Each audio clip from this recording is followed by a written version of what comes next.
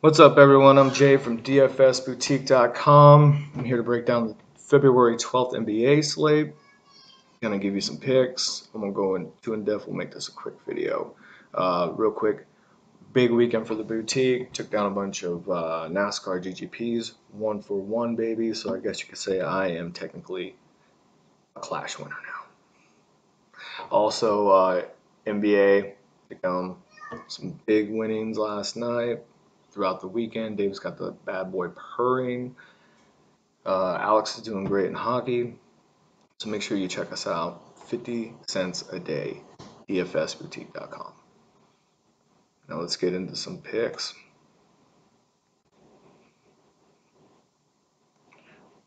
Man, my computer looks like an idiot trying to hump a doorknob. I don't know what's going on right now, guys. It's not wanting to do its thing, so I'm going to stall. There we go. Yay, laptop. All right, up first is Spencer Dinwiddie, 6,400 on DraftKings. He's a way better bargain there. He's averaging about just call it rounded down, 1 fantasy point per minute over the month and 1.05 over the season. He's getting about 73 touches a game, 1.8 fantasy points per touch. He's averaging 1.24 steals and blocks a game if you combine them. And also, got a safe floor probably of like at least projected floor of 12 tonight. He's probably going to play at least 30 minutes. It's going to get you at least 3 assists, if not more. And he's just been playing really good this year, so make sure you check him out. I also kind of wouldn't mind stacking him with a Joe Harris. You get what I mean? Joe's been playing lights out. They got a huge player correlation, almost half a point over 113 games. So that's nice. So I like him. Up next is Donovan Mitchell, 7,000 on DraftKings. Mitchell's averaging 1.1 fantasy points per minute over the month. He's been hitting at a 76% rate over the last month over DraftKings as far as consistency goes. So that's about a 13-game window. He's putting up 60 touches a game. He's averaging 0.32 points per touch. Not to mention Ricky Rubio is out, or questionable, excuse me. So that makes me like him even more. Also digging into it a little bit more. He's been averaging at least 30 minutes a game. He's got a player efficiency rating of at least 17. He's got a projected floor of at least 12 points. He's going to play at least 30 minutes. And, I mean, I admit Spurs play defense. Danny Green's no chump on the D end of the floor. But, and, you know, of course, the back-to-back. Mitchell's a young guy. He's a rookie. I don't mind him on a back-to-back. And especially with no Rubio. So the peripheral stats should fill up for him, even if his shot's off and Danny Green slows that down. Up next,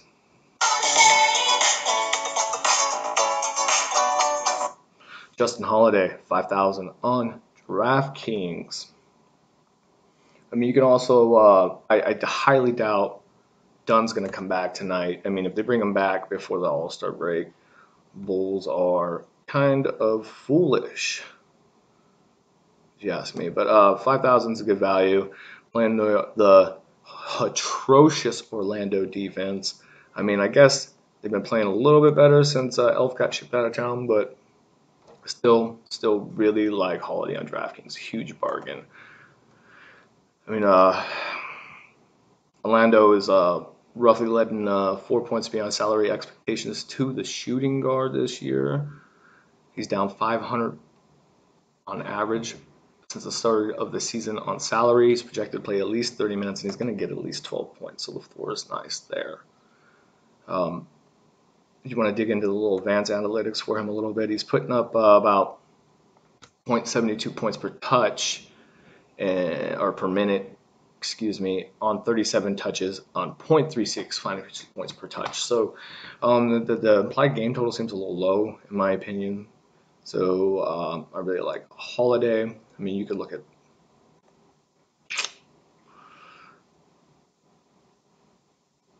Klay Thompson also plays in a good spot tonight. You could put up a huge quarter. I mean, it's Phoenix.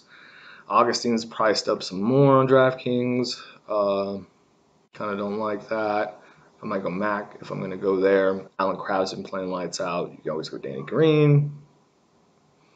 But yeah, moving on. Up next, Dario Saric.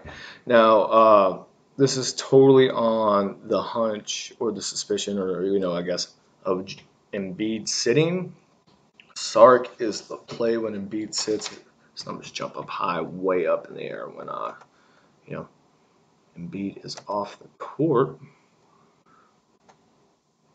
Looking at Saric, he's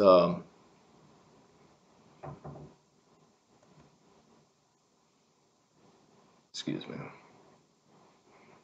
He's averaging just under a fantasy point per minute across the season. He's putting up 1.03 fantasy points per minute across the month. He's got a nice usage rate when Embiid's not there. And even if Embiid is playing, he still has a 19.7. He can rebound. He's getting about 63 touches a game, getting a 0.22 per touch. He doesn't foul a lot. It's a huge bargain compared to DraftKings, and he's been hitting beyond salary-based expectations at an 80% clip over the entire season. So that's, or at least the year from this point to last year. So that's 77 games if you really want to look at that window. If you're not hip to Saric, I like Pau Gasol too, Michael Beasley, Hizonia, Kevin Looney, if you want a low dollar holla, as Dave likes to put it. But yeah, I like Saric. I really like him if Embiid's out, but still in consideration even if Embiid plays. Up next, Andre Drummond, and he loves his chocolate milk. He's 10-1 on DraftKings. He's playing New Orleans. He's going to have AD or whoever they run at the 5. It's probably going to be AD tonight. I don't think it'll slow him down. Drum's been on a roll. I mean, the scorcher that they were putting up since Blake's been back, it's kind of cooled down a little bit. But even at that point, I really like Drum on DraftKings tonight. It's priced down compared to FanDuel. It's put up 1.58. Yes, 1.5 fantasy points per minute over the month. And over the year, I mean, 1.4. So it's not really that far off. So these games aren't really an outlier for him. He's been rebounding like crazy. Everybody should know that. I mean, Drum can't fade Drum. He's averaging at least 30 points per minute, a usage rate above 20% on average. He's got a PER of at least 17. He's averaging more than 6 rebounds a game. He's gone beyond salary expectations of more than 80% over the past year. He's putting up at least 35 fantasy points per game. He's got a super slate floor, of course, as always, but so we love Drum tonight.